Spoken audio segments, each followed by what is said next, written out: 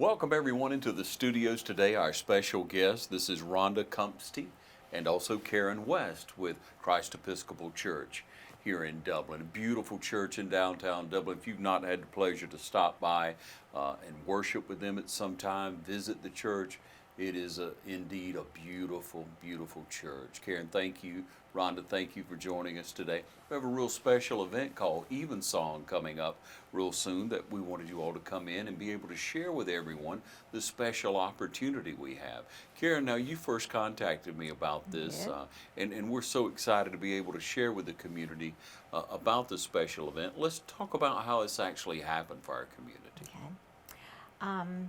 We have a supply priest who suggested as a gift to Christ Church because he felt so home in Dublin that he get the choir at St. John's, where he's normally based, in Savannah, to come up here and present Evensong. And Evensong is a combination of Vespers, which is the evening service, and Compline, which is the last service of the day.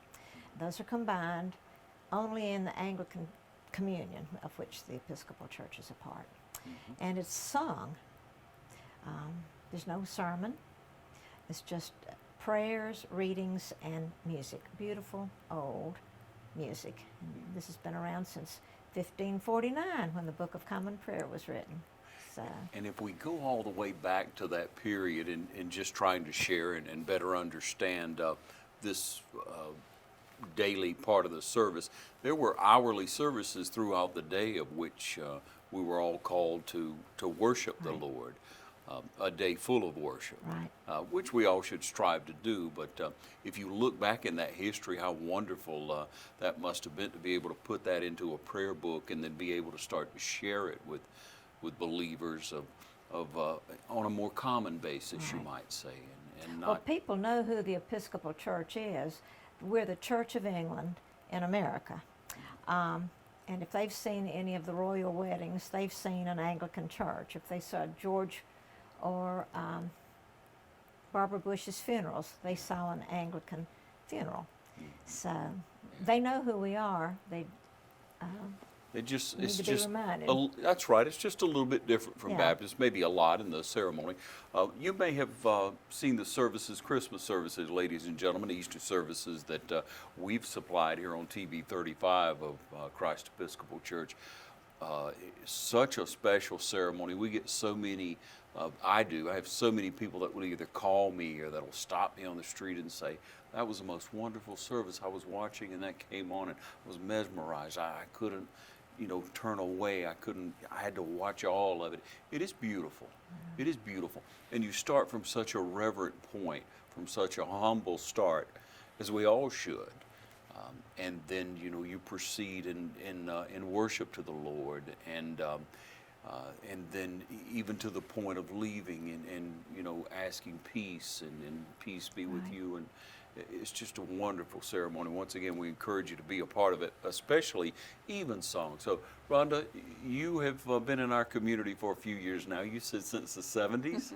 Right, since 1979. Where'd you grow up? I'm actually from Florida originally, and I moved here and began working with the Community Mental Health Center.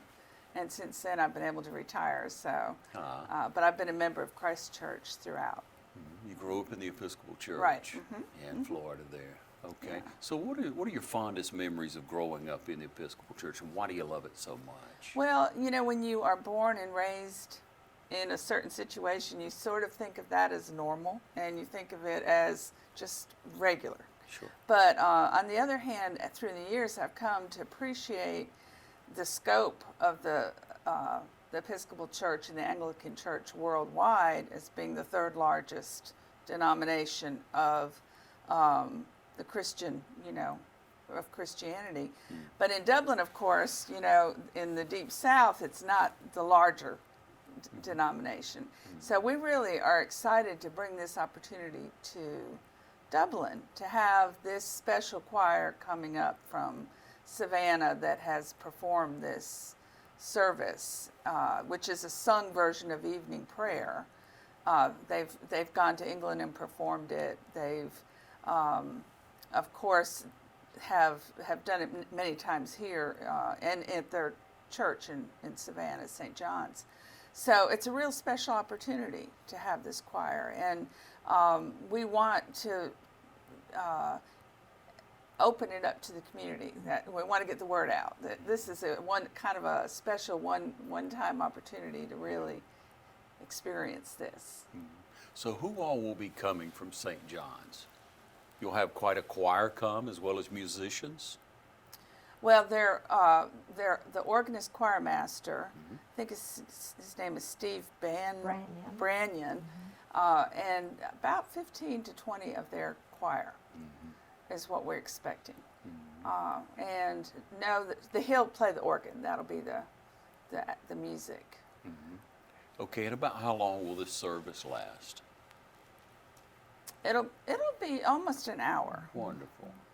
Yeah. 50 minutes. Wonderful. And he'll begin with a prelude about 4:45, 4:50, and then the service at 5. But we're encouraging people to come on ahead so they can have an opportunity to be there and hear the organ. Yeah, a real special treat. Many of you who visited Savannah may be familiar with the church because we like to browse around downtown. There's such beautiful churches throughout the Savannah area, and St. John's being one of those churches, and being able to share with our community is so wonderful. And you have different priests to visit for your different services, whether it be Christmas, whether it be the Easter service, and now you have this wonderful opportunity for the St. John's people to come in and share with our local community. Just one more way that Christ Episcopal can share with our community and let you learn a little bit more about the beautiful church in downtown Dublin.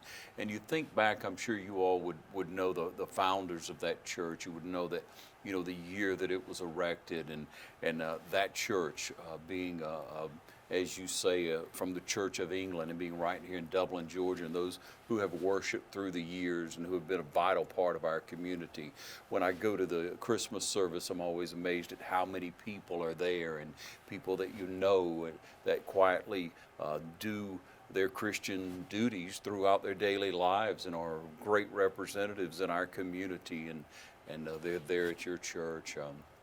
On that service, and I'm sure each and every week, but I know you invite people to come in for your services. Let's remind them on a weekly basis when they can come and join you, Karen. Well, at 10:30 every Sunday morning, we open the red doors, and we are open to everyone. Our communion is open. If you've been baptized, you take communion. If you want to just go to the altar rail and receive a blessing, you can do that, but everyone is welcome at Christ Church.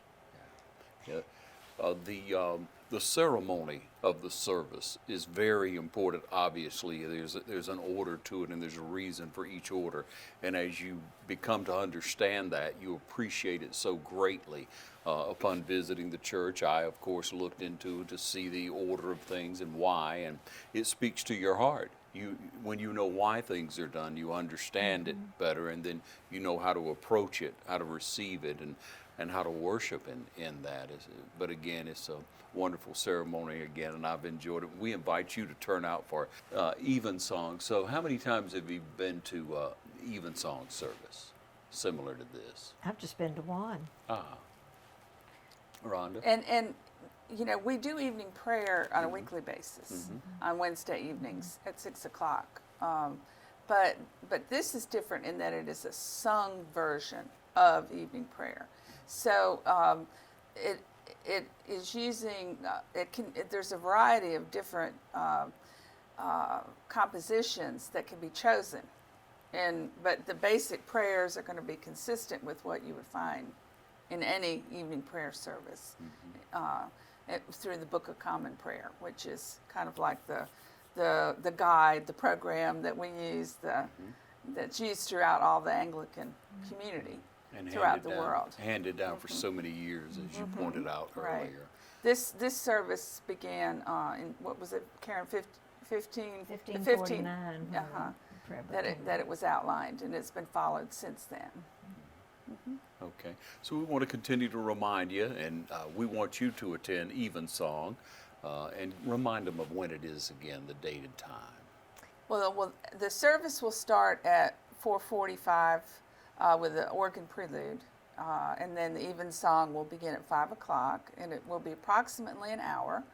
And then following, we'll have a reception in our parish hall where you have an opportunity to meet the choir from St. John's and just visit with us and socialize with folks that have come and with the choir. Yeah. And food will be provided by two of our own parishioners, Joanne Sims and Mono Cruz from Page House Bed and Breakfast. Wonderful. They're members of our congregation, so everybody knows how delicious their food is. Yes, ma'am. And we would encourage you all to turn out. Rhonda, Karen, we thank you so much for joining us up and what you mean or what the church means to our community here. And so we'd invite you to turn out. If this is your first experience, you will really be amazed at the beautiful church and the worship that you'll receive from entering those doors. Thank you too again.